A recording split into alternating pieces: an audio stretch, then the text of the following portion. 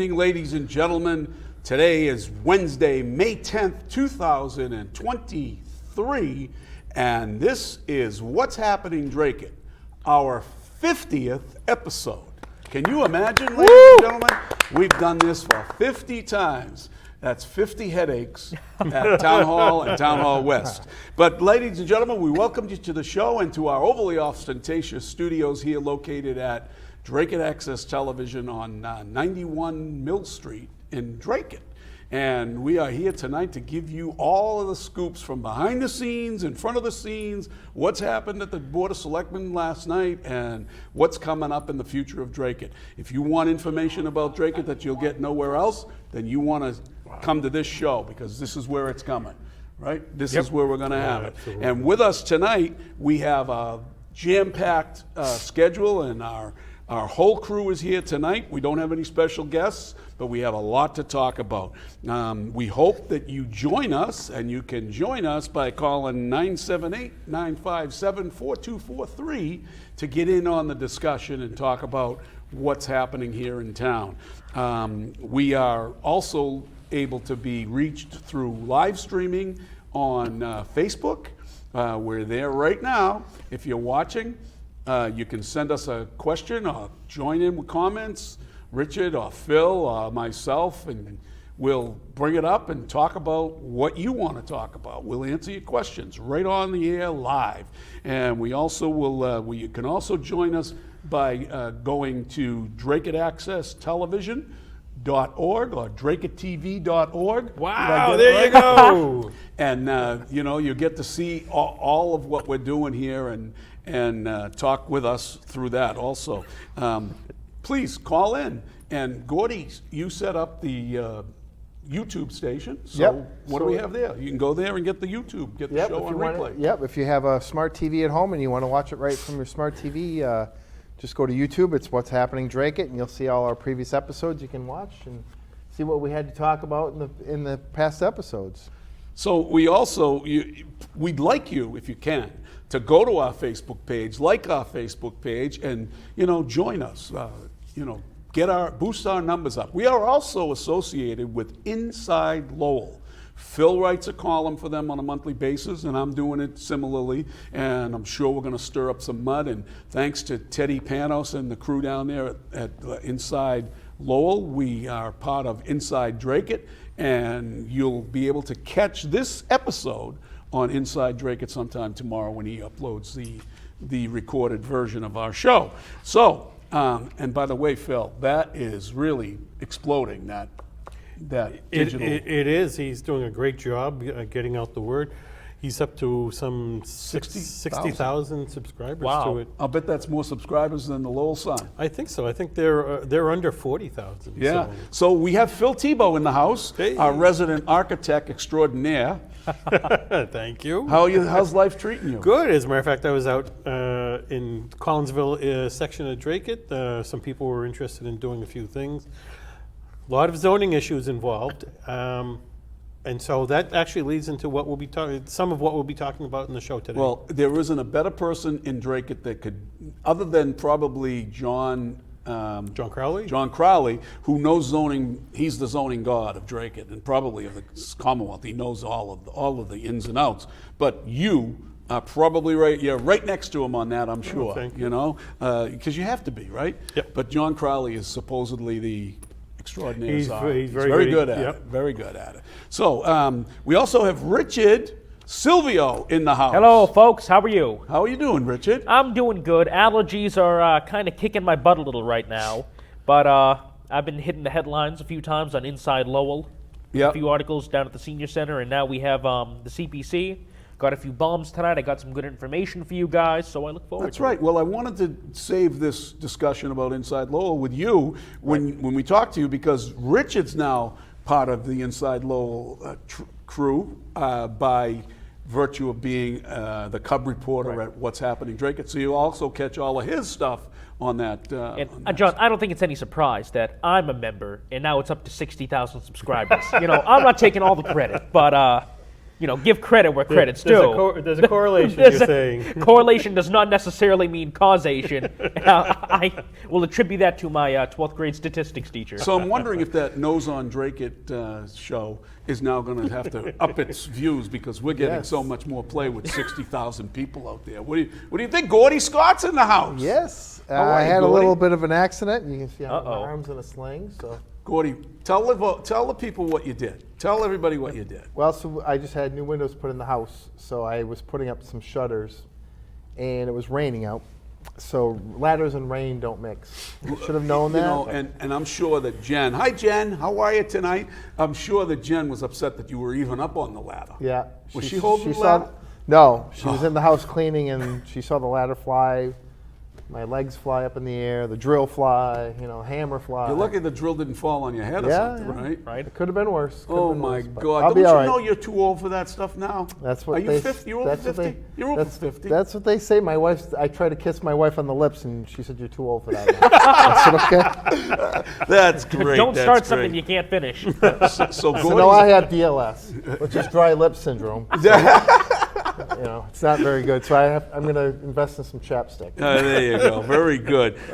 Before we get into the meat of our show tonight and all of the issues that are facing our town coming up on town meeting, we want to hear from our weather extraordinaire, weatherman, Sean Kelly, who has an outstanding weather forecast for the next couple of days. So let's go, Sean. Take it away. Hi guys, thanks for having me on tonight. And here's a look at the forecast for tonight. Clear conditions, temps are going to drop into the 50s. Some locations inside 495, probably in the upper 40s as we head into the evening tonight. Winds won't be that bad at 5 to 10 miles an hour. And then as we head into the day on Thursday, very nice day, 80 degrees, mostly sunny, very warm. Winds are going to be picking up a little bit at 10 to 15 miles an hour, especially in the second part of the day on Thursday. And then as we head into Thursday night, temps are going to drop back down into the low 50s with clear conditions. Winds are going to diminish too at 5 to 10 miles an hour. And then as we head into Friday, this is going to be a pick of the week, 81 degrees, very warm. Some clouds out there, not too many, but overall a very sunny day. Winds won't be that bad at 5 to 10 miles an hour. And then as we head into Friday night, temps are going to drop back into the upper 50s, 55 degrees for us here in the Merrimack Valley with partly cloudy conditions. Winds are going to be picking up out of the west at 10 to 15 miles an hour. Could even get a gust up to 20 as we head into the evening on Friday. Here's a look at your exclusive 8-day forecast. Beautiful stretch of weather coming up into this weekend. And then as we head into next week, it looks a little bit unsettled right now. Transfer some rain, especially as we head into the middle of next week. And back to you guys in the studio. Hey, we're back here in the studio. Thank you, Sean, for that outstanding weather forecast.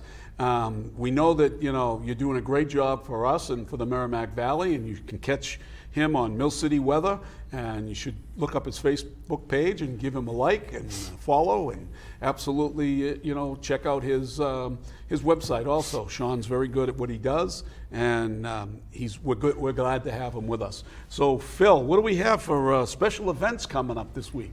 Well, the one that I know of in particular, and I was reminded by my wife, the mother of my children, is that it's Mother's Day coming up. So Sunday. Very true. Very true. So, oh my. So looks like good weather for it. Thank you, Sean. That's exactly right. We have, again, I wanted to talk about how we are celebrating our 50th episode. Gordy, can you believe we're doing 50th episode? I can believe it, actually. Right. Has it been painful, Richard? I think it's been we've had our headaches here and there, but overall I think it's been a rather painless process. Yeah. For us anyways. Phil, do you think we're making people a little upset or nervous? Are we doing our job I don't. here? To be honest, for the most part, I hear people say, "Keep up the good work. We like what you're doing." Yeah, absolutely. I get that every time I go down to Market Basket or I go somewhere along the avenue. If I'm walking somewhere and talking to people, it's always, you're doing a great job there. Your crew is good. That Gordy Scott, the Teflon Don. Got to be careful about Gordy, But that being said, yes, we're upsetting people too. Yeah, which is and good. they also talk about our Cub reporter. There's some comments out there on Facebook that I lead you by the nose. Is that true? Oh gosh. Is that true, Richard? John. Why don't you set the record straight? John, we know by far that if anyone's leading anybody around, it's Town Hall West. Yeah. Because anytime that anybody does anything that they don't agree with, it's, oh, you're being brainwashed, oh, they're pulling you by the nose. But if you agree with them 100% of the time, you're a free thinker. So Right. let the people judge for themselves. Right. The Mother's Day event coming up on Saturday, or Sunday rather, has got a lot of there's a lot of restaurants in town that are having different things. So, we want you to buy local. We want you to try to patronize our people here local. I'm not going to mention any particular names. I know where I'm going. You have any place special you're going to be going on Mother's Day? Oh, I think we're ordering takeout. So a special restaurant that Lorraine likes. What do you think? What's the restaurant? Just you can mention that. Cash and Garden is usually Oh, one of our yeah. top choices. Love Best that Chinese place. in town. Oh, yeah. How about you, Richard? You're going to be spending it at home with the folks and mom, and Most likely going to be at home. We Yeah. might take a ride up to New Hampshire or will you get a something, but steak or something and put it on the grill? Because I know you're a big steak eater there at home, you and Dad. I'll get a big, beautiful steak, and I'll make a nice homemade cake. And Maybe it won't be a homemade ration. cake. Maybe it won't be a ration cake. Maybe I'll do a normal cake. Gordy, what are you doing for the missus? What are you doing for her? You Well, doing we anything? have a pretty jammed weekend. I actually hurt my shoulder, so Yeah. I can't help my son move. My son's moving out Oh, this weekend, so we'll be busy helping him move into his new apartment. Beautiful place. so you're going to be an empty nester now? Yeah. Yeah, baby. Yep. Wow, You're that's gonna- a Mother's Day gift. that's a Mother's Day gift. My wife wants to go out and watch the Celtics, so hopefully they can Oh. win tomorrow night and take it to Game 7, and then we'll be watching the Celtics. on Sunday. My daughter and her husband arranged for us all to go to brunch at Grazzi's on Sunday. So Very that's nice. good. So Nice. my girls will be there. The grandchildren will be tearing up the place. Delicious food there. So yeah, we're going to be doing well there. So that's where we'll be. So I'm sure now somebody's going to try to say that we're making advertisement for somebody. We're not asking anybody to go anywhere. Just enjoy your day and do what you think is best for you and your family.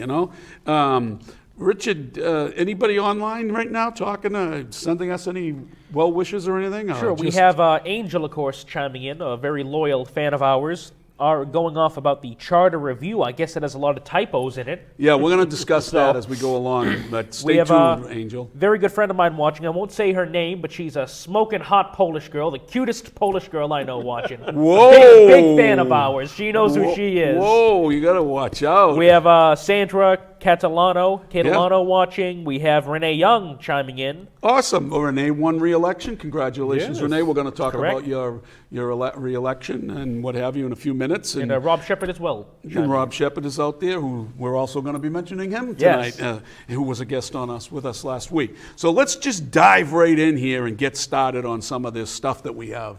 We have so much to talk about tonight. So let's talk about the election results. So the election results for the Board of Selectmen. Phil, were you surprised at the low turnout? Yes, as a matter of fact, I think when I was on Saturday morning with Warren Shaw, I had a higher prediction, and I think I was looking at maybe having 1,800. I mean, Yeah.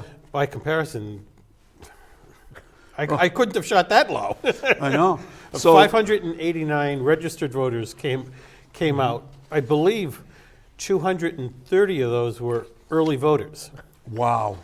So to kind of show Wow. you the disparity. Isn't that The shocking? poll workers must have been pretty bored. Yeah, well, it was probably a good idea to shorten the hours. I know we talked about it. I don't like to shorten the voting time for people to come and vote because many people are used to going after 5 o'clock. Like, even though it is a Saturday, some people might realize at 5 o'clock and say, whoa, you know what, we didn't vote, and today's election day. And they might have had, because they're busy all day long, and maybe they should have extended it a little bit longer. Open later and extend it longer, but It's hard to say. I mean, oftentimes, especially when we have our elections when we had them on Mondays, certainly on Tuesday, you'd hear so many people, well, Tuesday's voting day, I'm going to go and vote today. It's like, well, you're a day late. And $1 short. yeah. So I think you probably have a lot of people that were just assuming that, okay, elections are on Tuesdays. You're not going to have an election on a Saturday, so they're just going about their business. Are the polling times really relevant now that we have a voting month opposed to a voting day? Well, yes, they are relevant because many people they don't have time to go during the days when town hall is open. It is very relevant. But you also have mail-in ballots. But if you're a conspiracy theorist and you think that elections can be manipulated through those processes, then you worry about that, right? I'm a traditionalist. I would like to have voting day and that's it, and you do it by paper ballots. But I'm old school, and I understand that we have to come up with the times, and I think that, we'll get into it a little bit later, but the Republican Party has got to realize, Gordy, that they now have to use whatever means they have and not let the Democrats just take control of voting by getting their people out in different manners prior to election, whether it's voter harvesting or whatever it is, right? Yeah, I'm a believer that if you think the conspiracy thoughts that early voting is a manipulation, I would say, what makes you think that they're not manipulating the actual vote on voting day? Correct. I mean, if you're going to carry that conspiracy, carry it all the way. Well, you can because back in the day, I've never was part of this, so I want to preface that. But back in the day, I know that when there were paper ballots and there were people counters, the counters would put lead underneath their pencil, underneath their nails, and if they came across a blank ballot, they'd just reach over and put an X on that ballot of their choice, right? That's the Kennedy way of doing things back in the day when they used to pay people, go to the bars and pay people to come out, give them a 10 spot and come on and vote for John Kennedy, Right, yeah. whom I loved, by the way, right? We don't have Democrats like that. We earlier reported on our website the day of the election that there were 938 voters, but that's not even true. No, so there were 589, but in the selectman race in particular, I think that was the only race. You had to vote for two, so when you count the votes, it actually doubles the number of registered voters. Right. And then we have to also remember that we had a second ballot that we didn't even talk about online, but for the water district. But that number's not in that 598, right? No, so surprisingly, the number of voters for the water supply district was 489 or so. Wow. So almost the same number, and the water supply district has 2 less precincts. I would like to see, we probably should go about, if you even look at if we have the results, the unofficial results or whatever from the town hall, or is this official? Unofficial. It's unofficial. I had posted unofficial. Okay, so for instance, I mean, the total votes, and we should break it down by precinct and see exactly how many people came out. But an interesting point was made, and I believe I made it, and you might have made it also, where that 589 came from. Where did it come from? Where do you think those numbers concentrated from? What political voting bloc would have been there? Well, I mean, typically the biggest block that comes out are people associated with town government of some sort, or part of the candidate's campaign. Right. So it's probably reflected a good number of those people, if not half or better, are associated somewhere along the line, Gordy, with special interests, whether they're school employees or DPW employees or water district employees. It all adds up to a big number. So Same as the town meeting, same thing you see at the town meeting as well. Yeah, exactly. And staunch supporters of particular candidates will come out. Hey, there's a lot of talk around town about how well Heather Santiago Hutchins did in this particular environment. Now, I've spoken to a few people that, have been around a while and know the voting population in Dracut, and they think, and I agree, I totally agree, that this was an enormous victory for a person who was considered to be an outsider on the Board of Selectmen. I mean, she's obviously not in the power triple, then she's not part of that group, and she votes her conscience. But, what do you say about that, Phil? I agree. I mean, so the slant that seems to be put on the story from Allison Jeunesse side, and Brian Jeunesse, is that Allison won, as she said, seven out of 10 precincts. Right. Well, I would say that Heather won 10 out of 10 because she's been elected. Right, also. right. So, I mean, but to make it as a contest between two selectmen who are unopposed, when there's really no contest there. Well, So was she was probably making phone calls, as her campaign typically does. Was she telling the people, vote only for me because I'm running against Heather?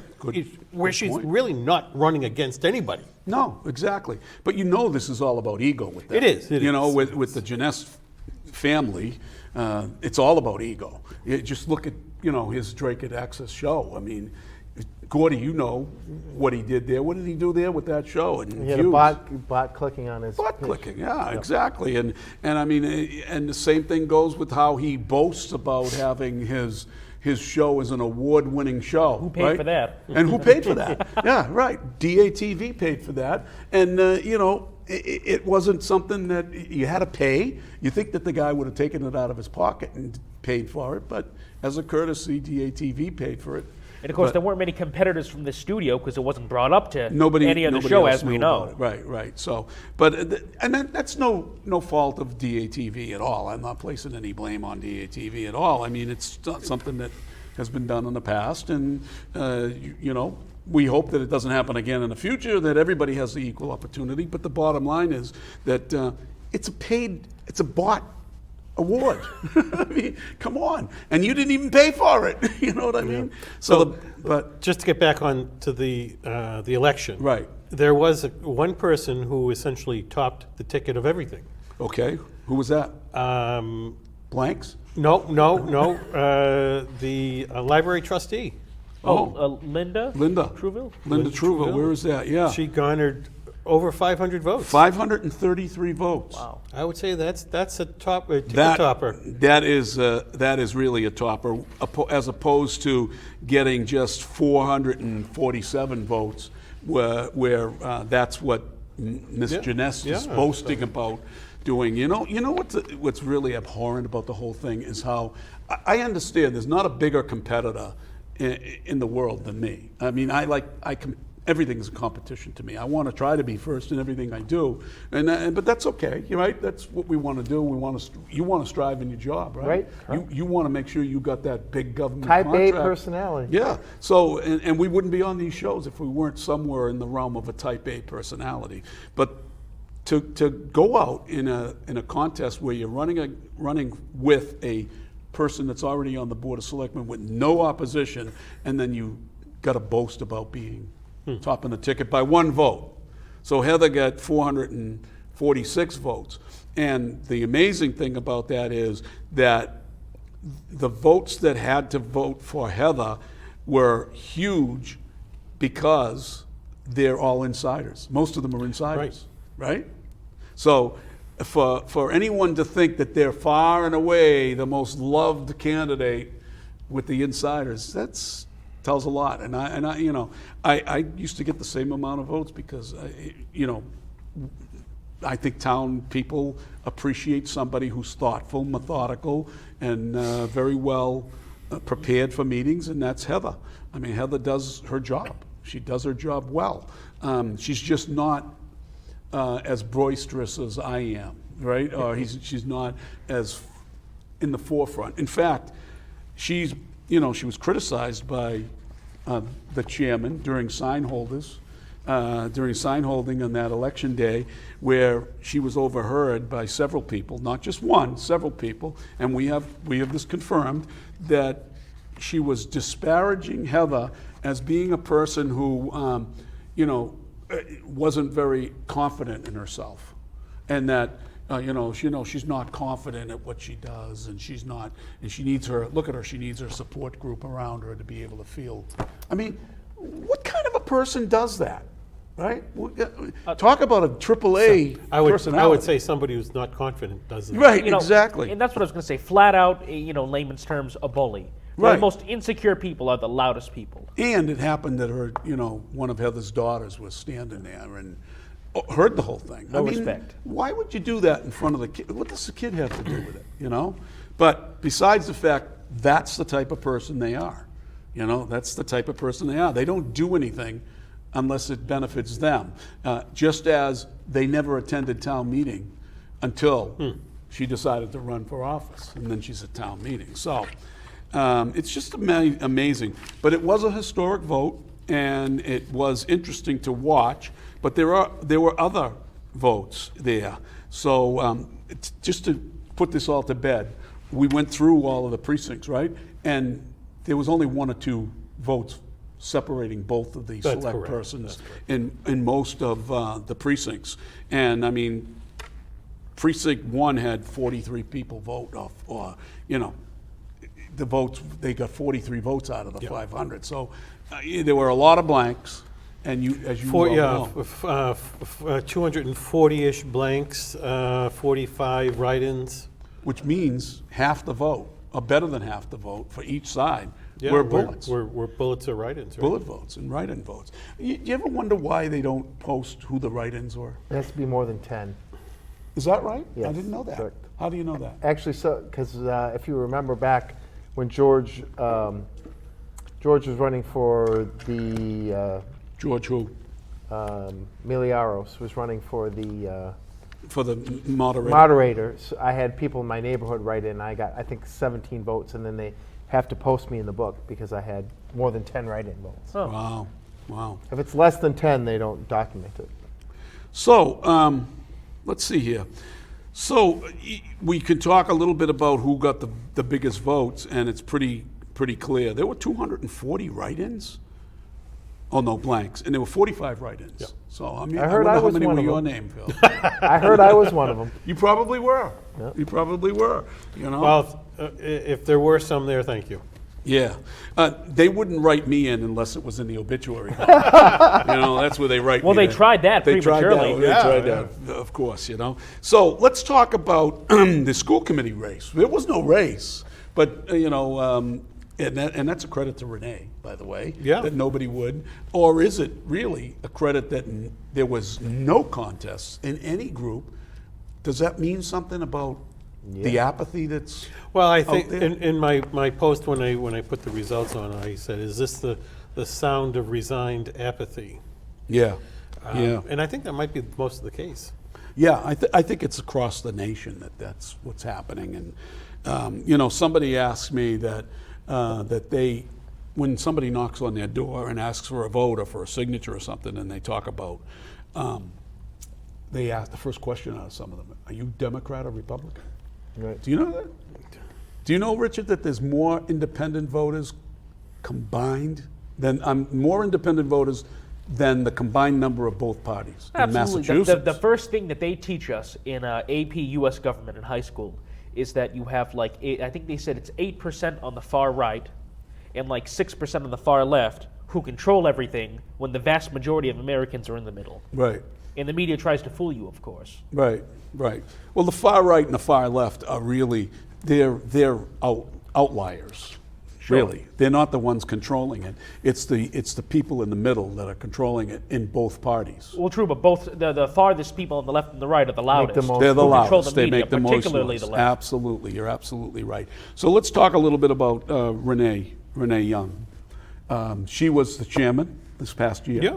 And she did a very good job. And you know, she's been on the school committee for a while, and she's a school teacher, I think, in Bill Ricca, Bill I Ricca. believe. So she's got a special interest. She's got children in the schools, but she's also a teacher. So it's a probably something that she should be on, right? Yep. Right. So we know we're going to talk about reorganization in a minute about both of those parties, but you also had. George Nangle, who was running for Housing Authority seat, Yeah, he was very- unopposed. Very He- popular person. He got 502 votes. Can you believe that? Yeah, Heather, to be honest, I can. yeah, George is very popular. yeah, and imagine that he beat Janess. Yeah. So out of the 589 votes, George, I think Heather would be, not Heather, I'm sorry, Allison would be out looking to see who those people that didn't vote for her. Right? Oh, you know they're amazing. They're combing all over all the data. The Exactly. hit list just grew quite a bit. The purge voter list and Yep. everything. No, exactly. But also Linda Trouville, to a testament to her staying power within the town itself, and her popular family. The Gormans, they've done a great job and been dedicated public servants across the board. May Paquette, who's her sister, and Harry and the other brother, Gorman, I can't even remember his name. Frank. See that? I'm sorry, Frank. But they've been around a long time. So, I mean, and Linda being a former school teacher, so she's And principal. and a principal. So And she's very active popular. at St. Francis Yep. as well. So yeah. So then we come to the water district, right? So the water district it was an interesting thing because the passing of Bob Corey opened his seat, and Leslie Gay Corey got the appointment from the board to fill out until there was an election, and now she was on the ballot and got 390 votes to finish the term that Bob would have had. So And when does that term expire? it must be. I think 2 it's- years, I think. Is it 2 I years think away? it's two Yeah. years left. Okay, yeah, and then the other seat that was vacated by Bill Moran, and what happened there? Bill just decided he didn't want to run. Yeah, well, Bill had been on the water supply district for 24 years or so, plus or minus. So yeah, he probably thought it was time to pass it along. Yeah. Do you know Bill? Yes. Okay, so That's yeah, very- great guy. Very, Bill came in back in the '90s when he was a stormtrooper. Richard wouldn't remember this, but Bill actually got arrested during a Town meeting. town meeting. Wow. And arrested by the then town moderator because Bill was pushing something that he wanted on the floor. No, I think he was videotaping. That's right. He was videotaping. God In the forbid. in the 90s? Yeah. Yeah, God forbid you videotape Yeah, something. VHS What the- tapes, You know? And the moderator told him to stop, and he said, "I have a constitutional right to do this." Right, but not in Dracut, right? Dracut, we know that free speech ends at the borders of Dracut, unless it's their free speech. Well, again, the Constitution was never ratified in Dracut. Yeah, there you go. There you go. So, so Gay won, and the open seat that Bill vacated was Peter Natsios, who's a long time. He was the He was the water supply district moderator for the right? longest time. Nice guy, great family. Very knowledgeable Yep. with everything that goes on in the water Related district. to Andy Graham, I think. I believe so. I believe he is, yep. And he actually did very well. He got 374 votes, which is good.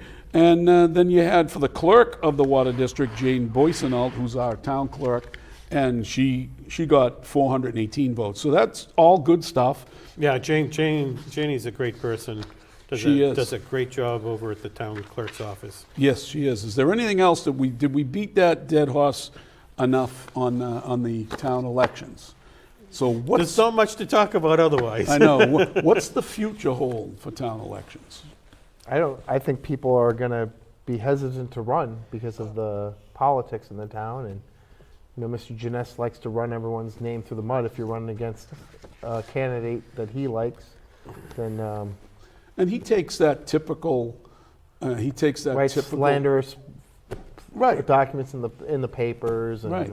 And he also, he wants to accuse you of doing what he's doing, kind of like what the Bidens are doing, which both parties do at some point or another. They accuse each other of doing things, and then they end up, they're really doing it. You know what I mean? Yep. And just like he accuses us with his articles in the we newspaper. attack families and we Right. attack. And then they say that we're doing that, right? Yep. So, of course, we could be attacking a family because we're talking about Brian Janess, who is the husband of the chairman of the Board of Selectmen. So they could say that, but I don't believe it's attacking. It's just information that we're informing you, the voters of Dracut, what's going on in town.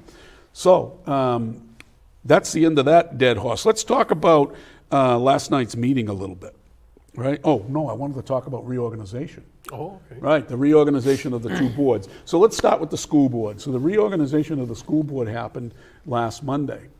Do you know who the new chairman is? You do don't? not. You don't know? I do not. Why don't you school me? Do you know who the new chairman I is? didn't watch the meeting, no, so I didn't. And do you know? I heard, but I was watching a rerun of the school committee meeting, and the reorganization seems to be absent the tape. Get out. No. So I believe they had an executive session beforehand. Yeah. So did the reorganization happen before the executive Whoa, that's order? very I don't know. interesting. That's It very just, interesting.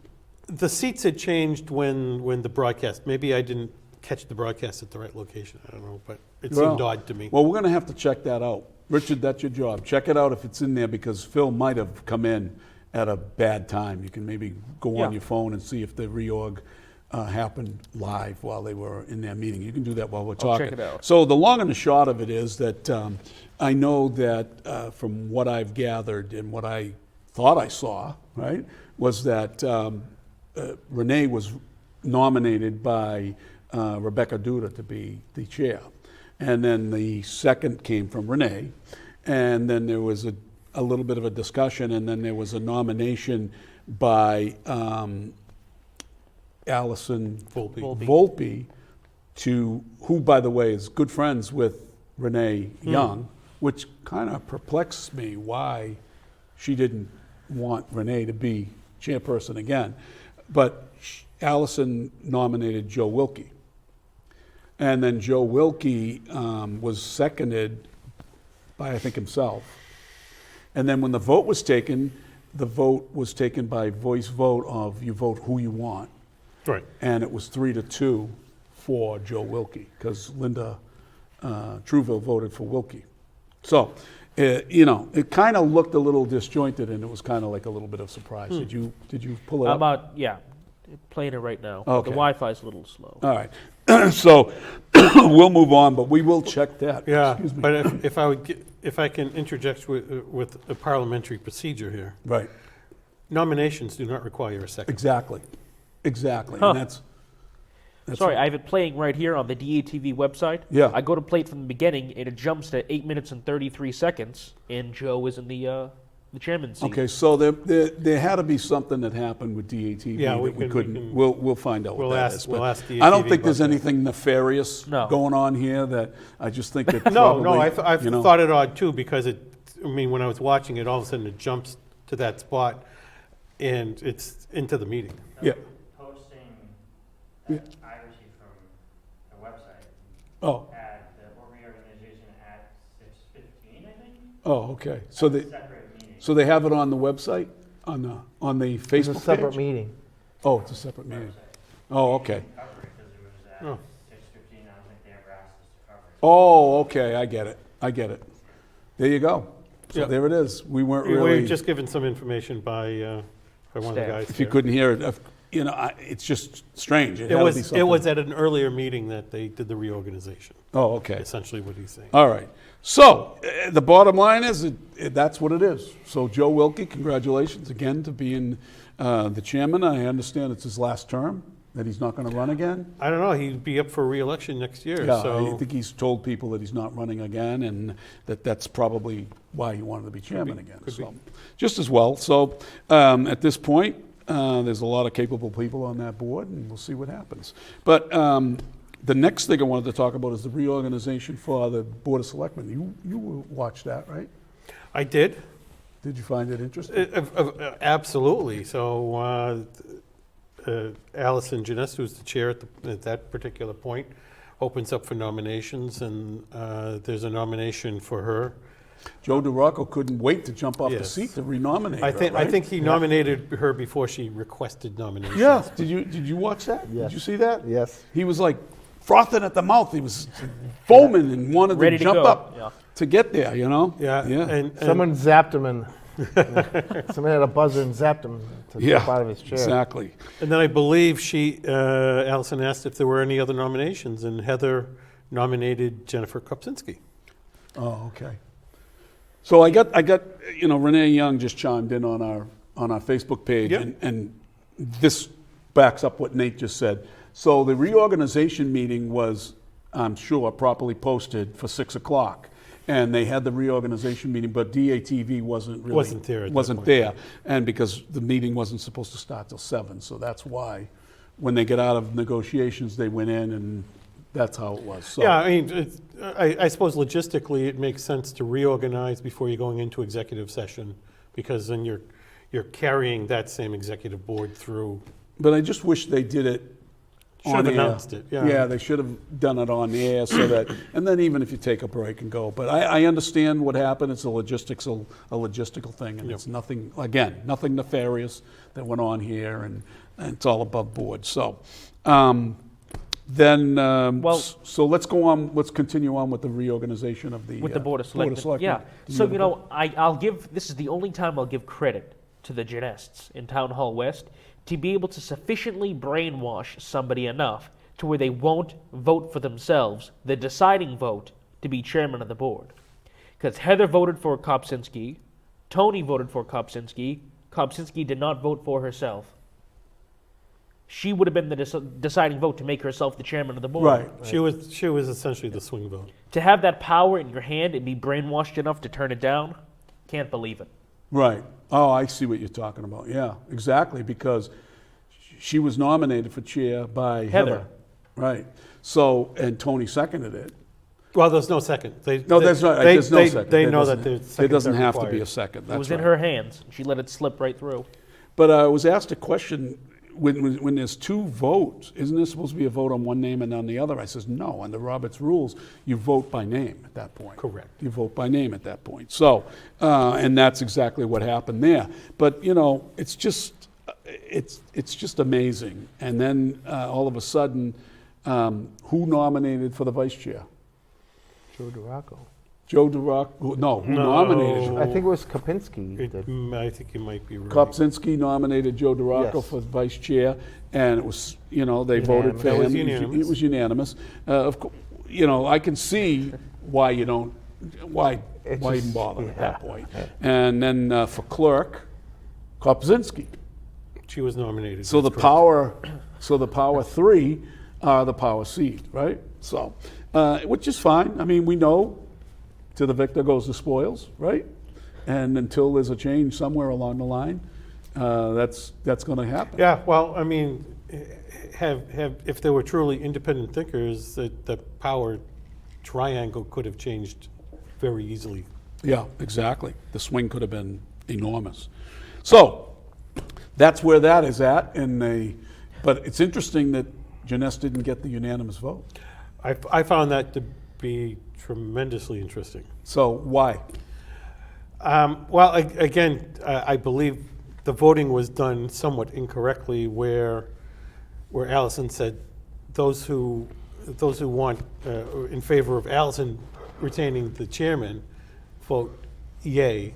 Yeah. Essentially, so as you said, Should be the election should be, you know, you can call out a roll, but who you voting for, Right. and so you say the name of who you vote for. Right.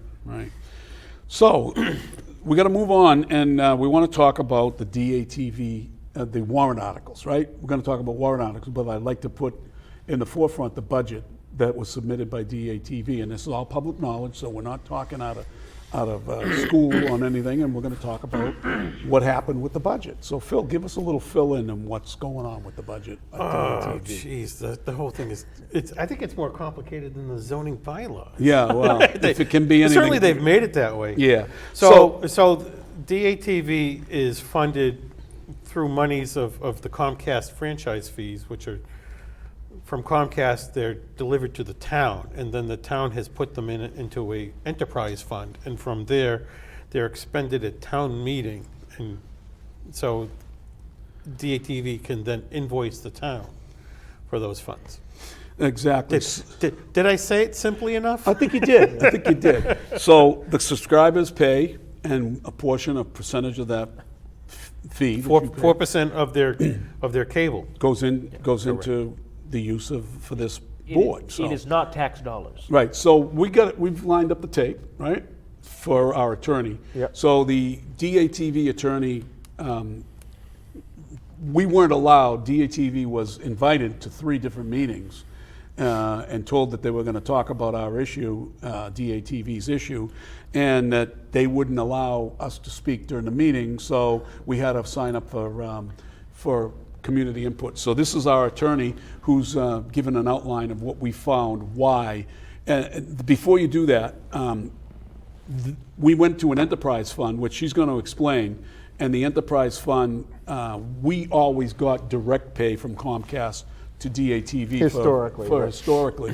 And through that process, we built up a surplus of money, like the town would. They call it free cash, we call it cash reserves, and that cash reserves was built up enough to build out this brand new studio. Yeah, without, but not only all that fees, like as becoming a member of DATV, we Right. pay fees. Right. That money's collected. If anyone wants Sponsorships, to yeah. advertise a show, that money's collected. Sponsorships. Sponsorships. Yeah, are bulletin collected. board sponsorships. Yep. And over the 15 years, we've collected a lot of money over that, and Right. we've banked that away. So, So if you need a new camera, or you need a new, And, yeah, we we don't- need to make repairs to the van. Right. You need to, all that stuff. or if we can do that. for some reason Comcast doesn't pay us Right. the fee, then we can at least go on to the future until we devise a way to self-sustain, right? right, correct. But at this point, the town believes that under the enterprise law, we need to turn over those reserves. We're a private nonprofit 503c3? 501(c). 501(c). Yep. And we and the DATV itself is self-governing. It's not a government agency. But the enterprise fund was established through state legislation for enterprise funds like trash collection, if you have a trash fee, or Sewer and sewer water. and water, and other things like that, right? The wastewater now has, right? Wastewater has an enterprise fund. Oh, the stormwater. Stormwater. Stormwater. Okay, so all of that stuff is a revolving account that the money is regenerated and goes back into the account for the operations, right? So we have pre-existing funds that grew through sound fiscal, management that we, thank you, Phil. Yeah, it's a Biden moment. Yeah, so through sound prompter's fiscal up there. management, we built up this fund, Right. and it paid for without having a loan. We paid up for this studio without having any kind of loans. So now the town, the manager, and others want to grab that money and put it in the fund, so that we have to go be subservient to the Board of Selectmen, because there is not all of them, but there has been a move to shut down free speech, and it's well documented, and you're going to hear about it now. So let's play that 5-minute piece from our attorney. Evening. Hi. My name's Cheryl Bourbeau. I live in Danvers, but I represent Dracut Access Television, which is, as you all know, in Dracut. So I'm here on DATV's behalf to speak regarding the Enterprise Fund and the town's demand that DATV turn over its pre-Enterprise Fund reserves and the stated intent to recommend a budget of $1 if they don't. We have researched the applicable law, made attempts to reach out to the the Bureau of Municipal Finance Law, and spoke with town council to try to resolve this prior to today. Those efforts were unsuccessful. And so I'm here to basically state DATV's position and, basically put that on the record. The reason, DATV's position is that there is no legal authority for the town's demand for DATV to transfer its pre-enterprise fund reserves to the town. Most of those funds, in fact, actually all of those funds, were accumulated over many years prior to the enterprise fund actually being established, or even the law that allowed municipalities to have PEG access enterprise funds was even enacted. Nothing in the law allows or requires such a transfer. We're not aware of any other PEG access provider in the Commonwealth that has been required to transfer pre-enterprise fund reserves to an enterprise fund. And in fact, not every Massachusetts PEG access provider is under an enterprise fund at all. In support of its position, the town has cited a 2021 email from a former accountant with the Division of Local Services, in which she advised the town should take certain steps with regard to the Cable Access Enterprise Fund. We don't really have all of the information about how the questions were presented to DLS and what discussion was ensuing from that, but basically this person advised that the town should revoke the Receipts Reserve Fund established under Chapter 44, Section 53F and 3/4, and refers to the guidance that's published by the DOR or DLS, 16-102. First, this item refers to a Receipts Reserve Fund established under 53F 3/4, which relates to the PEG access and cable-related fund, quote, special fund, not the enterprise fund that is intended for DATV revenues from Comcast. But we're not even aware that there is such a fund in the town of Dracut. Then the second step is to establish the enterprise fund under Chapter 44, Section 53F and 1/2, and there's a reference to IGR 2021-11. This was done in June 2021. Before that, there was no enterprise fund that related to DATV in the town of Dracut. And the last item is telling the town that they need to reclaim the funds currently being held by DATV. Now, this is where we don't know exactly what this person was told about what funds are at issue, but there was no legal citation indicating any legal authority for that position, and we suspect that's because there is none. There's no legal authority for that position. There's nothing in the enterprise fund statutes or the DOR guidance documents that would require DATV to transfer these funds to the town. The law governs only revenues received and expenses incurred during the fiscal year at issue, in which the enterprise fund is in effect. The enterprise fund did not exist when DATV reserves funds were accumulated, and therefore our position is that that DATV need not turn those funds over. And further, the town's reliance on the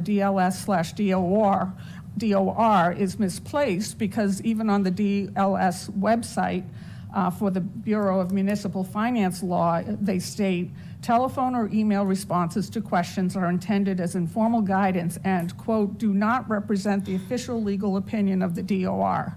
So we still don't have an official legal opinion of the DOR, and we don't have any court case that says what these statutes mean. So we have basically a good faith disagreement as to what this law requires and what DATV is required to do. And we suggest that the stated intent to budget only $1 if DATV does not turn these funds over is improper for a number of reasons. Number one, it's a breach of the town's contracts with Comcast, which requires the funds to go to DATV and to be used for operations of DATV. And then it's also a breach of the town's contract with DATV, which also requires those funds to be sent to DATV. Now, at some point along the way, in an effort to try to resolve the issues, in a good faith effort to try to work with the town, DATV agreed to sign on to a letter to Comcast asking Comcast to send the money directly to the town, which would then be transferred to DATV. And this was actually before the enterprise fund was set up. And so that was done, but prior to that, all of the money had previously gone directly from Comcast to DATV. Now, it's important to remember that this DATV is not a town department, it's not a government entity, and it's a private nonprofit corporation. And the funds that are at issue here are not tax dollars. They are funds that are collected by Comcast from its subscribers, and a small portion of those funds are then used to fund PEG access. So we contend that refusing to appropriate the full budget that was requested by DATV, which I think is $497,000 approximately, would be a violation and breach of those two contracts.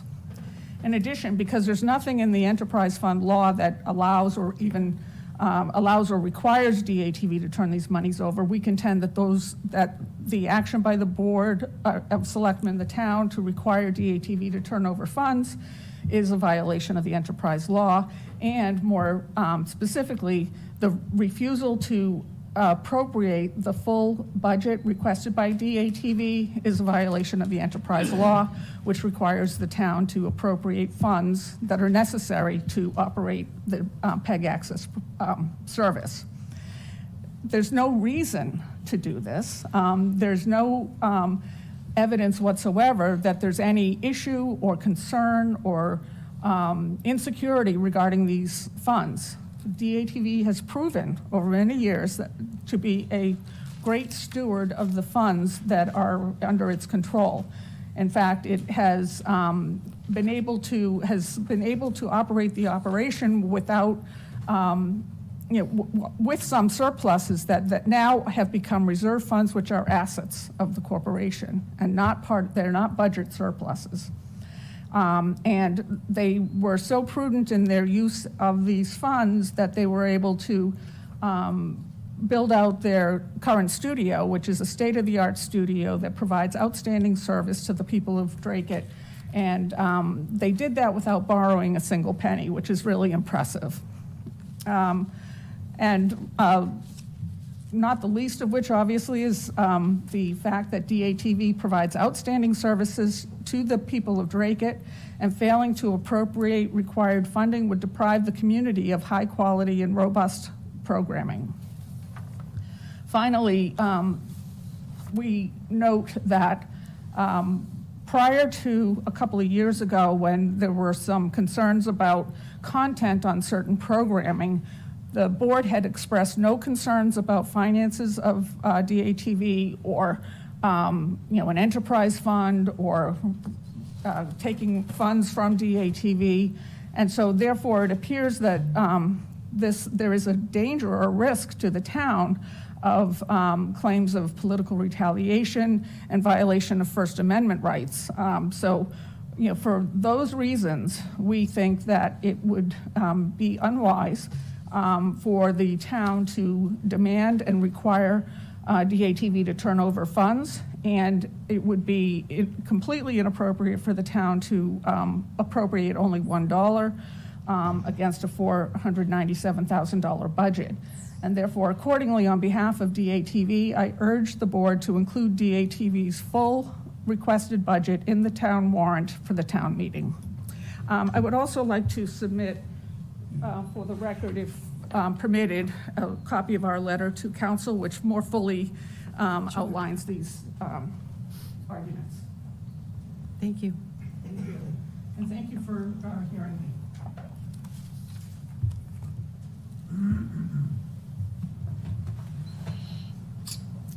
John Zimini.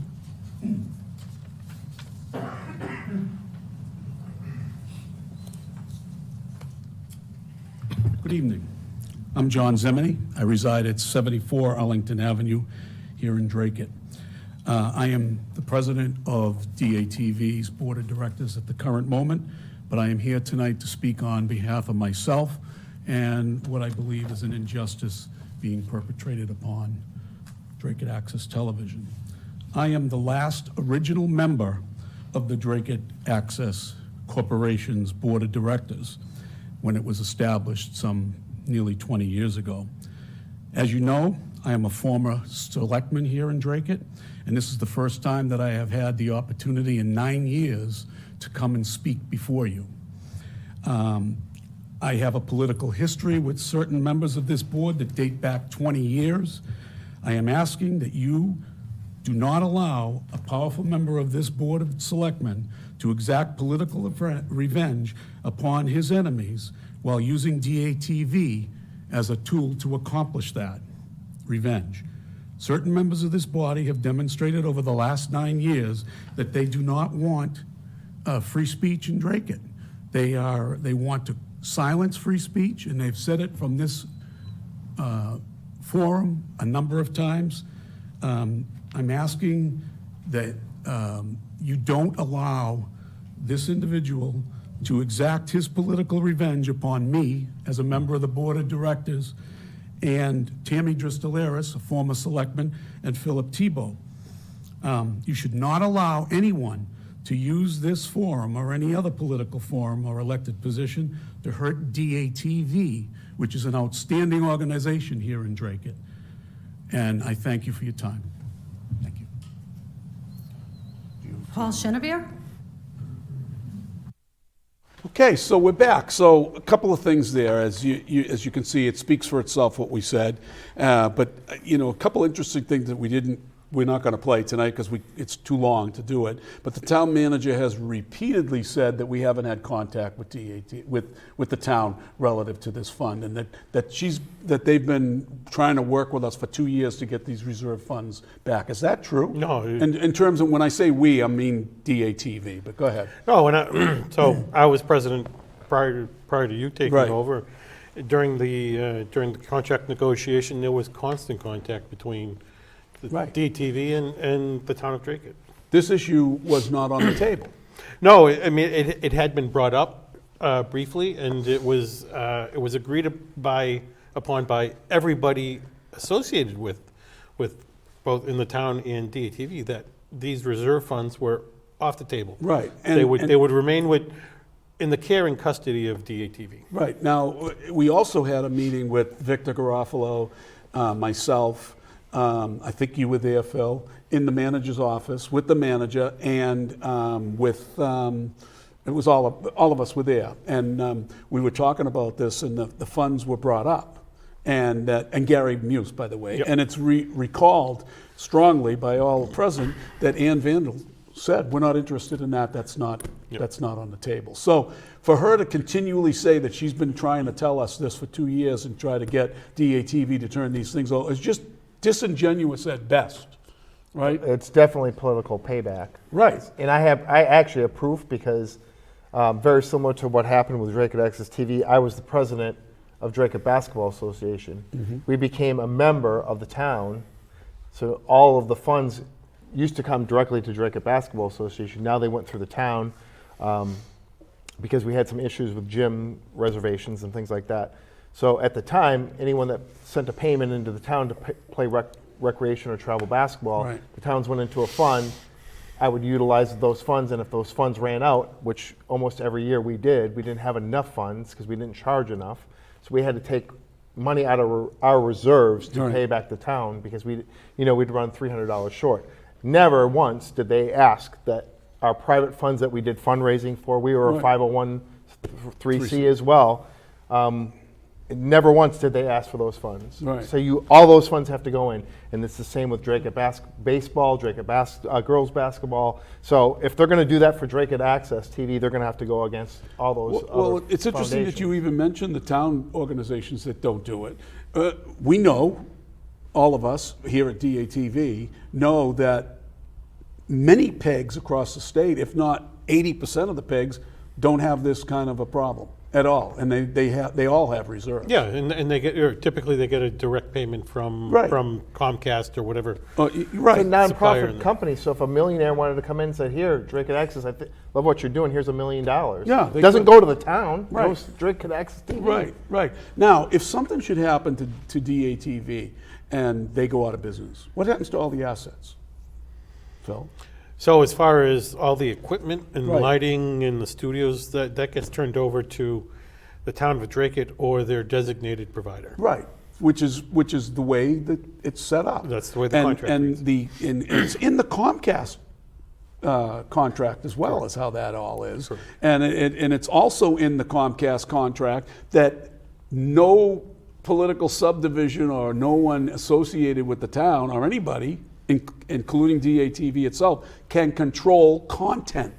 Correct. And, it's been well documented that well, let's play it. Do you have you queued up where Joe DeRocco and No, not Tony yet. Chinsky, while you're doing that, where they have an exchange about where this is all coming from, because Joe kind of Whatever. took offense to me and our attorney talking about the political retribution that's been going on for years, for the past 9 years here, where Joe has called out Gary Muse, who has nothing to do with any politics, saying, I don't understand why Gary Muse is allowing this to go on, right?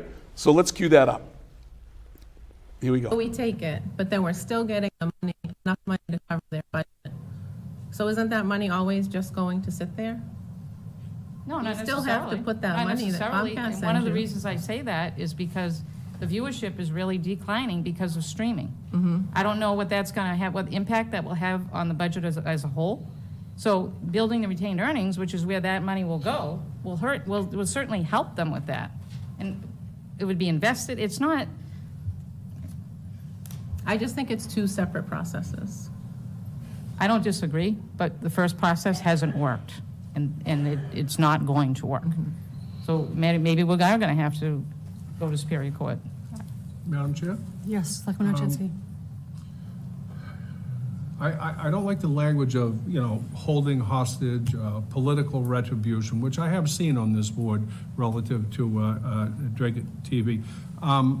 But, I think Heather's suggestion, the fact of the matter is that the money is coming in to fund their budget for next year, and there is certainly a conflict here between the lawyers on how this should all be done. Of course, we think we're right. Of course, they think that they're right. So why don't we just fund them for this year and get the lawyers together and go to Superior Court and ask for a summary judgment and let the judge decide what the law says.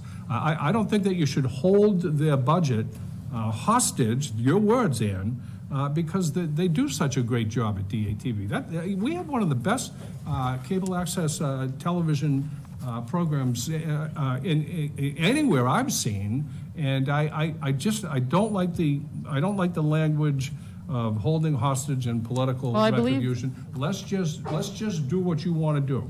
Let's pay for their fiscal year coming, and let's take it to Superior Court and ask for summary judgment. That's what these two lawyers are here for. We're lay people. You're okay not with that. supposed to make legal That's fine. decisions that I don't know enough about. I think that this is definitely a conversation that needs to continue between council. We've invested a lot of time. I don't think this is the forum for this conversation to continue. That being said, I'm open to a motion to, So, just so that everybody knows what What's- the budget they're looking for, $496,925. I'll make the motion that we fund it for this fiscal year. I second. And do what you may, or do what you have to resolve the issue.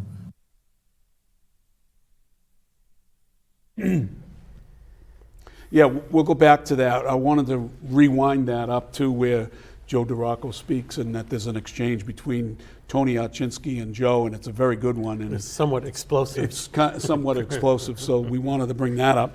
But the bottom line here is that, the town manager is acting on behalf of the majority of what's perceived as the power of the Board of Selectmen, and they're backing it up with some kind of a document that was sought from DOR. But we'll get into that at another time. We have a comment from Sure. Sean Kelly. Okay, sure. DATV is a great asset to the community, and we should do everything to keep them there. That's great. Thank you, Sean, for that support. I mean, free speech is something that you can't fool around with. But And one thing I did want to bring up there, John, is you saw Tony Archinsky make a motion to fund Dracut Access for this year. Right.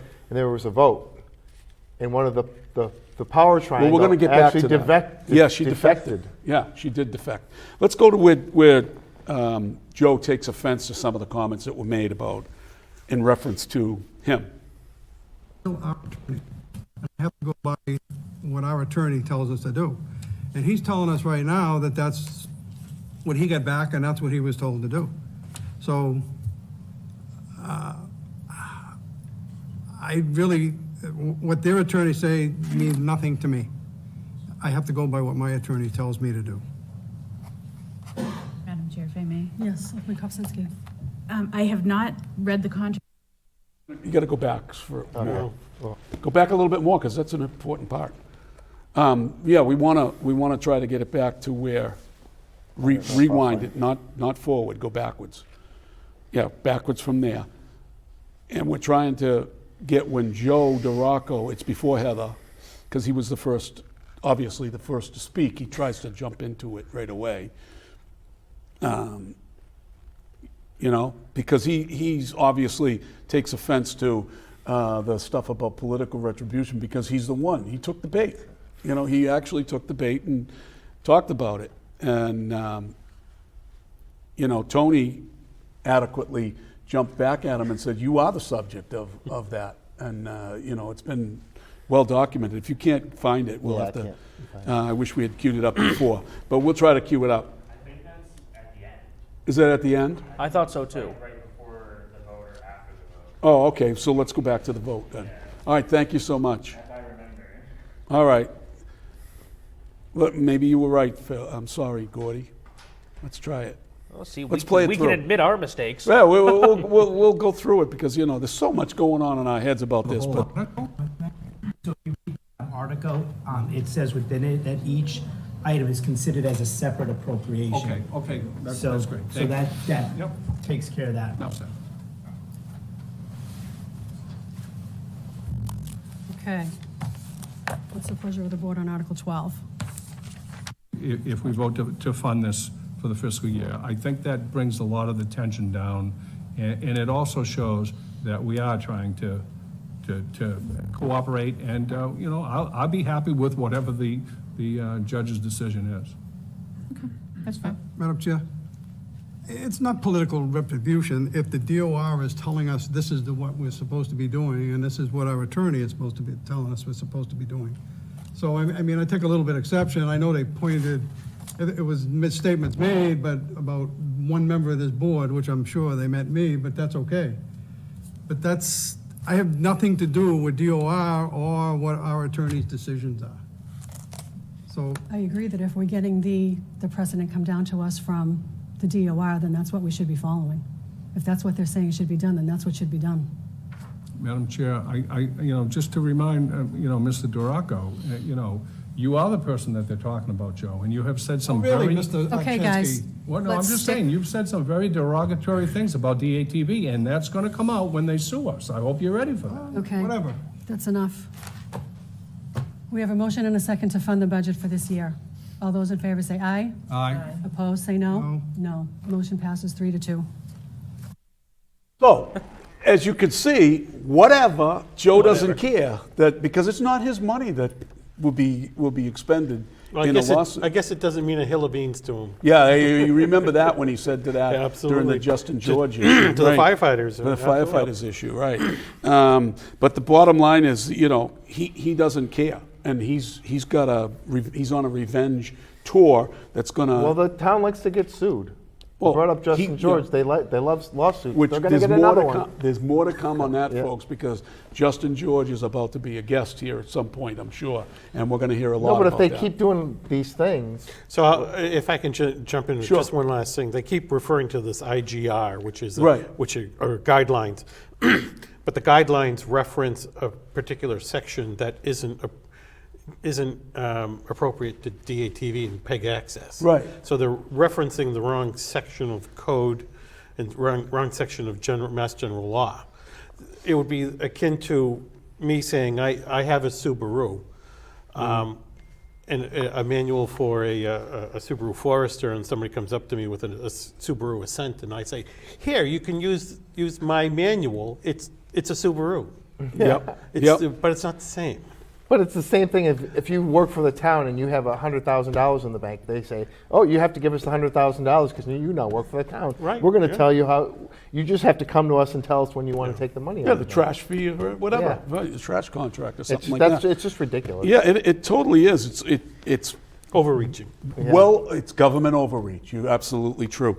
And I wish that the manager would be more more honest with how this whole thing has gone down. I think Just- the manager should take any money she has in the savings and put it into the general fund, the cash reserves. Yeah, of the because town. she works. And if she needs to buy a new car, she has to go in front of the Board of Selectmen and say, hey, I need a new car. Do you guys approve me taking this money out? That's right. how freaking ridiculous Well, it is. according to the town charter, is that Tony brought up, Yeah. the She's overpaid. manager's salary is supposed to be between $40,000 and $50,000. So yeah. Right. she should take the remainder of her salary and put that into. So a, the one thing Right. to An enterprise fund. the one thing to remember that attorney for DATV pointed out, Cheryl Bourbeau, she pointed out that right on the website of the DOR and DLS, they say that advice sought either by written or phone is not legal advice. It's only advisory. Right. And that they shouldn't be taking it as legal. I mean, for Ann Vandal to say that because she's not following this rule that she's perpetuating, that the tax rate may be held up as being set, that's ridiculous. This is Right, so non-taxpayer. non-taxpayer It's money. non-taxpayer money. It's so ridiculous. But I think we've beaten this horse Yeah. for now enough, and I'd like to move on to the next subject, and we'll quickly go over some of the other things that are on our agenda. Phil, you have one relative to a little bit about the town charter. So Not town charter. town meeting. Town meeting. Town meeting is coming up June 5th. And there are 45 articles. Yeah. 16 of which deal with zoning and zoning bylaws. And if you watched the selectmen meeting and try to get through those The marathon. 16 articles, it comes off very complicated. If somebody's having trouble sleeping at night, you try to take melatonin. And all I do is I suggest you watch the Board of Selectmen meeting last night when they talk about Fall zoning. asleep Just real talk quick. about zoning. You want to fall asleep? Listen to Phil talk about zoning. You'll fall asleep because it's Tapes- not tapes on sale no now. indifference to your speaking ability. Well, thank you. I think the whole thing is being made more complicated than it necessarily has to be. Some of which is being driven by essentially people not looking at zoning open-mindedly. They're only looking at it from, this is my property, how does rezoning in the whole town affect my property? Yeah. And to be honest, the question the answer for 97% of the people is you will doesn't. never see a change. Yeah. Because the changes really don't affect the average. And they were average getting person. stuck on those two properties up in the northeast of that- Drake. that's a great It would- example. It would have turned into it's like 12 acres of land. Like how many houses can you So really- that's 12 acres out of land in an area of well over 500 acres. And now they're worried about, we Building houses up Somebody could essentially subdivide and get another 10 houses in this Big deal. area. I think they fit the definition of a Puritan to the fullest extent. Yeah. They're afraid that somebody somewhere is going to be having fun. Yeah, exactly. I don't know what Angel's talking about. Can you try to research that? Yeah, I real think quick? she's mentioning going back to the typos. She mentioned. Oh all yeah, over yeah. the We'll talk charter about the review. charter. We'll talk about that in a second. Yeah, I mean, so my suggestion would be that you defer them all because Phil, didn't you make a So suggestion? when the whole process started, and this was well over a year ago, I had appeared in front of the Board of Selectmen saying that I viewed the process as being somewhat flawed, that it was only members of sitting committees that were permitted to be on the board, and that they had no members of the general public, and they were having no visioning sessions. Right. So, I mean, they were essentially excluding the public from the whole process. And now the biggest concern is, well, the public is just hearing about this. Right. So that'll be good to see. They should put it off to November and have those visioning sessions. I mean, essentially, I think they're going to, that's essentially what they're going to have to do. So let's go to the next subject. It involves the charter, real quick. What's the story with the charter where Ann Vandal says that she's not sure? Well, she's saying that there's nothing wrong with it. Why are we even, essentially wasting our money on this? Yeah, when everything has changed over 40 years. Right. So, I mean, she doesn't want things to change. So why look at the charter, even though the charter requires us Right. to look at It it doesn't every say 10 may, years. it says No, shall, Every as 10, Tony at least aptly every, put- every 10 output it. years, so. Yeah. So the vote, by the way, well, let's talk now. Let's switch right over to the Bruce Cody issue. Yeah, so, it came breaking news to us. We broke the news Yeah. live that Bruce Cody was ousted as chairman on the Community Preservation Committee. Right. It is. And it has been replaced by Rob Shepard. Right. So give us the background on that. Sure. So really, if you want to know how this all started, you have to go back to March. And what happened in March is, I have my notes here, Bruce Cody filed an open meeting violation against the Historical Commission. I guess what had happened is on the agenda, they said that they were going to speak about Beaverbrook Farm, and what ended up happening is they decided to write a letter to the state to put it on the historical registration, register for historical buildings. And for whatever reason, Bruce thought that that did not meet the agenda requirements, and he filed an open meeting violation. I guess right after that, according to anonymous sources, to what's happening in Dracut, Dan Martin on the Friends of the Beaverbrook Farm Committee, which Bruce Cody is a member of, filed a motion to remove Bruce altogether from the Friends of the Beaverbrook Farm. Now, mind you, Friends of the Beaverbrook Farm is not a town organization. They simply work with the town. So because Bruce filed a motion against a town organization, he's facing political retribution on this committee that isn't even a member of the town. Right. Once again, we're seeing political retribution in the town of Dracut. Right, and it was so aptly put by a speaker that spoke after me during community input. Do you have the queued up? Yep. Let's see it. It's relative to political retribution and Bruce Cody. So it's Karen Merrill, and Karen Merrill, Karen Merrill, spoke very eloquently. Let's see. What I'd like to know is why, in the last 18 months, the majority of the Board of Selectmen is fixated on controlling the process by which people can volunteer for committees. I think you've discussed it more in the last 18 months than was ever discussed in the prior 20 years. In January 22, you tried to get volunteers to submit resumes. That failed. In September 22, you made 2 sections for your bylaws and approved them. Now the reappointment process is on the agenda again. I'd like to know why. I suspect it's because Bruce Cody, a dedicated and passionate volunteer, has requested reappointment to the CPC, and someone doesn't want this to happen. Why? Is it because Mr. Cody filed an open meeting law violation against the Historical Commission? So what? He has every right as a citizen of this town to question a process. He didn't submit the complaint because of a personal vendetta, and it should not be taken as such. If Mr. Cody isn't reappointed because of this, it certainly sounds like retribution against him for exercising his civic rights. I said it in January 22. I'll say it again. Is this the message you want to send to volunteers of the town? And by the way, I fully expect you to come after me next because I question your motives and your tactics. Thank you. Wow. So true. And my wife was texting me during the meeting, and she says, does this sound like a pattern? Because of what they're doing to DATV, they do to people on different town committees. But finish up your story. Mrs. Merrill put it so eloquently. Yeah. So I guess what had happened is in April, late April, after a meeting where they hinted at reorganization coming up in May, Rob Shepard, mind you, who hasn't been on the board very long, he was only appointed by Ann Vandal to the Conservation around the fall, who then appointed him to the CPC, was approached by a few members, according to our sources, and they said that they would like to make him chair. And, you're new to it, but if someone offers you that, why wouldn't you take it? Well, I wouldn't take it if I didn't have the experience to be able to, and the knowledge that a Bruce Cody has. And especially if Rob Shepard thought that Bruce Cody was doing a great job, why wouldn't he just want to continue with Bruce Cody and force the vote? So from what I hear, from the logic that was presented to me, and by the way, I love Bruce. I don't think nobody knows the conservation laws more than he does. Right. But from what I hear on the street, it's that Rob most likely figured that, they're getting rid of Bruce, and we know that there's been a feud between a few members with Bruce on the committee for a long time, so they're going to replace him anyways. Well, I understand there was one member of the CPC that actually did a high five and said, "Yes, we finally got rid of Bruce Cody."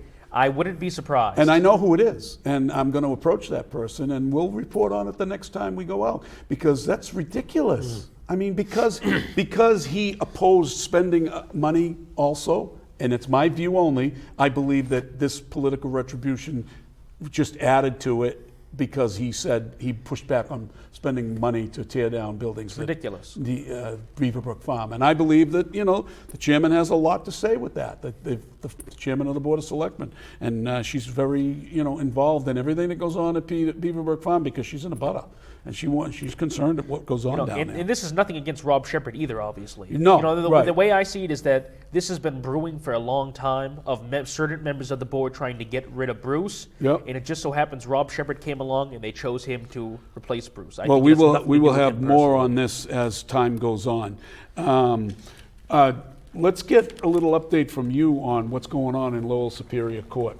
Yeah, so if you guys remember, viewers of our show remember back we had Heidi Komborowicz come on the show to speak about her son was fatally shot in Lowell by I think it was at the time 17-year-old juvenile in Dracut, went to Dracut High School, and now the court case is just now entering into the circuit court in Lowell. Being tried as an adult. He's being tried as an adult. So that process is going through. We're going to stay on top of that. And I actually had the occasion of going to the trial this morning, late this afternoon, or early this afternoon.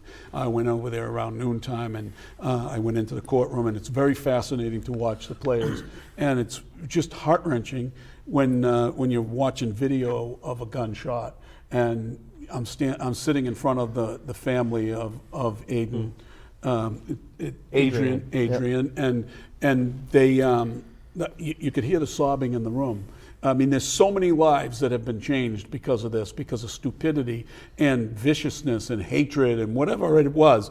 But our heart goes out to Heidi Komborowicz and her family, and obviously her husband. And this is just a terrible situation to have to go through. And we want her and the family to know that we support seeking justice. It's the first of 2 trials. The next trial will be in August with the kid Braden, I believe it is.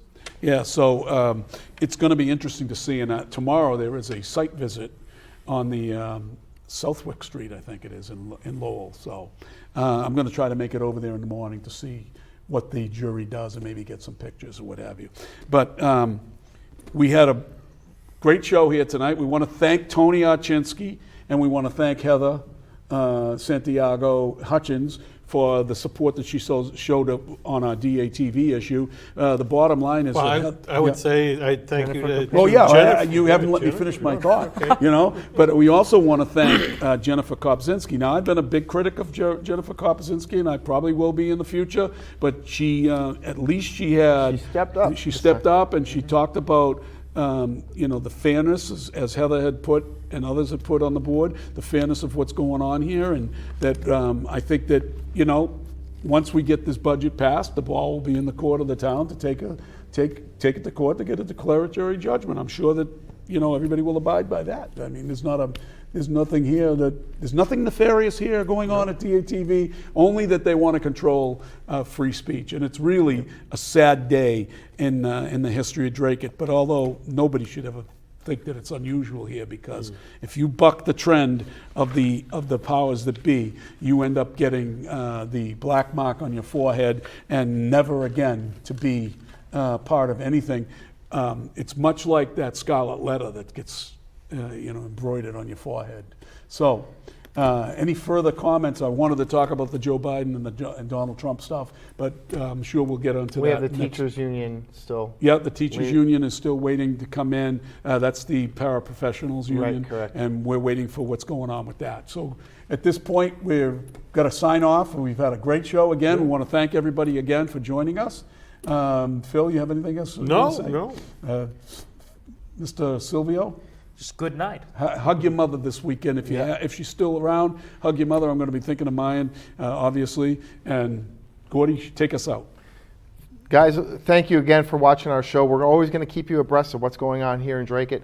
And when it's Wednesday night and it's 6:30, it's What's Happening Dracut. Good night, Dracut. Good night.